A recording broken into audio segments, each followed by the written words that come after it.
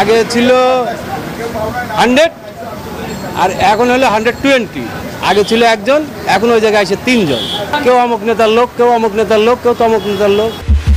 5 আগস্টের পর দৃশ্যের চরিত্রগুলো হয়ে উঠেছে আরো বেপরোয়া। নিউজ 24-এর ক্যামেরায় ধরা পড়েছে এমন কিছু চিত্র।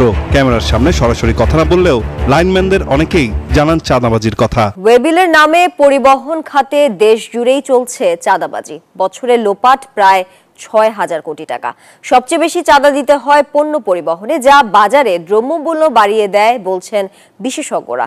একটি বেসরকারি প্রতিষ্ঠার গবেষণায় বিপুল এই চাঁদাবাজির তথ্য উঠে এসেছে। এদিকে দায় নিতে নারাজ পরিবহন মালিক সমিতির নেতারা। নাইমাল জিকোর প্রতিবেদনে থাকছে বিস্তারিত।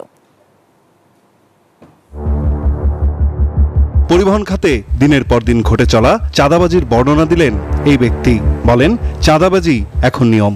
চাঁদাবাজি আসলে মূলত আগে ছিল 100 আর এখন হলো 120। আগে ছিল একজন, এখন ওই জায়গায় এসে 3 জন। কেউ অমুক নেতার লোক, কেউ অমুক নেতার লোক, কেউ তমুক নেতার লোক। রাজধানীর গাবতলীতে এমন দৃশ্য হরহামেশাই চোখে পড়ে। 5 আগস্টের পর দৃশ্যের চরিত্রগুলো হয়ে উঠেছে আরো বেপরোয়া। নিউজ 24-এর ক্যামেরায় ধরা পড়েছে এমন কিছু চিত্র। ক্যামেরার সামনে সরাসরি কথা না বললেও লাইনম্যানদের অনেকেই জানান চাঁদাবাজির কথা। চলন্ত গাড়িগুলি ছিটির মতো যেগুলি ঢুকে এগুলি 50 টাকা দেবে সারাদিন একটা।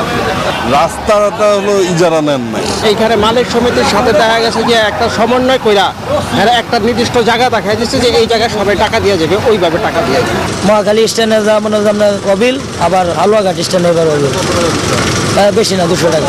সব মিলে 100 টাকা, পৌরসভা 50, আর মনে করেন মাস্টার লাইনম্যান মিলে একবার 50 টাকা। যারা সকাল থেকে ভোরে আমরা খাটি, এই 100 টাকা, 200 টাকা, 300 টাকা মসজিদ খরচ, কাউন্টার খরচ।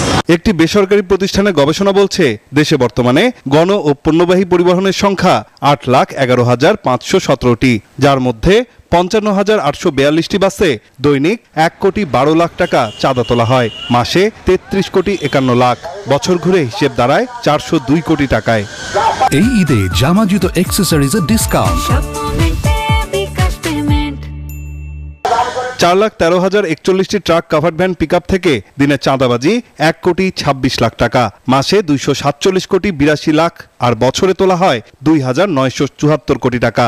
অটোরিকশা থেকে দৈনিক চাঁদার পরিমাণ 6,85,00,000 টাকা। বছরে 2,500 কোটি টাকার বেশি। এ ধরনের চাঁদাবাজির দায় নিতে নারাজ পরিবহন মালিক সমিতির নেতারা।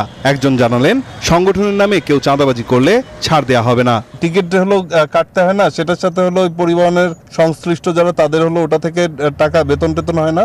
কেন হবে ওটা থেকে? টিকিটের থেকে কেন হবে? তারা অফিস ভাড়া আছে, টিকিটিং আছে, তাদের কর্মচারী আছে, সিরিয়ালম্যান আছে, তাদের অফিস স্টাফ আছে, তাদের অন্যান্য আনুষঙ্গিক আপ্যায়ন আছে, খরচা আছে। এই খরচাটা মেটানোর জন্য তারা নিজেরা, ওই কোম্পানি, এখানে কোনো অ্যাসোসিয়েশন নেই, এখানে কোনো সমিতি নেই, তারা একটা পরিচালনা করে, তারা নিবে। বিশেষজ্ঞরা বলছেন, এই বিপুল চাঁদাবাজির প্রভাব পড়েছে নিত্যপণ্যের দরদামে। চাঁদাবাজি বন্ধে হতে হবে আরো কঠোর, ব্যবহার করতে হবে আধুনিক প্রযুক্তি।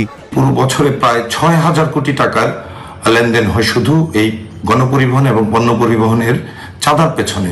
তো দিন শেষে কিন্তু এই চাঁদার 6,000 কোটি টাকার ব্যয়ভার কিন্তু ভোক্তাদের বহন করতে হয়। মূলত 3টি স্তরে এটা কাজ করা যায়। একটি হলো আইন এবং নীতি সংস্কার, এবং দ্বিতীয়টি হলো প্রযুক্তি নির্ভর সমাধান, এবং তৃতীয়টি হলো বাজার এবং প্রশাসনিক ব্যবস্থার পর্যাপ্ত মনিটরিং ব্যবস্থা। সামনে পবিত্র ঈদ উল ফিতর, তাই রাজধানীর 66 টার্মিনালে নজর রেখেছে আইন শৃঙ্খলা বাহিনী। বলছে, চাঁদাবাজদের জন্য জিরো টলারেন্স। নাইম আল চিকো, নিউজ 24, ঢাকা।